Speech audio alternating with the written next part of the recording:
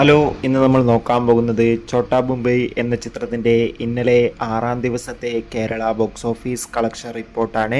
വീഡിയോയിലേക്ക് മുൻപ് video like ചെയ്യുക, ചാനൽ സബ്സ്ക്രൈബ് ചെയ്യുക. ഈ വരുന്ന ജൂൺ മാസം അങ്ങോട്ട് ധാരാളം ചിത്രങ്ങൾ OTT റിലീസ് ചെയ്യും. നമ്മുടെ ചാനൽ ഭാഗം പരിശോധിച്ചാൽ നിങ്ങൾക്ക് ആ വീഡിയോയ്ക്ക് കാണാൻ വേണ്ടി സാധിക്കുന്നതായിരിക്കും.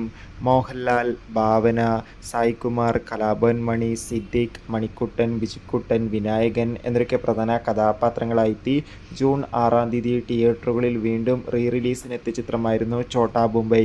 ചിത്രത്തിന് ഇപ്പോഴും നല്ല മികച്ച പോസിറ്റീവ് റെസ്പോൺസ് തന്നെയാണ് പുറത്തുനിന്നുകൊണ്ടിരിക്കുന്നത്. അതുകൊണ്ട് തന്നെ ഏവരുമേറെ ആകാംക്ഷയോടെ ചിത്രത്തിൻ്റെ കളക്ഷൻ റിപ്പോർട്ടും അറിയാൻ വേണ്ടി കാത്തിരിക്കുകയാണ്. ഫൈനലി ഛോട്ടാ മുംബൈ എന്ന ചിത്രത്തിൻ്റെ 6-ാം ദിവസത്തെ കേരള ബോക്സ് ഓഫീസ് കളക്ഷൻ റിപ്പോർട്ടൊക്കെ പുറത്തുവന്നിരിക്കുകയാണ്.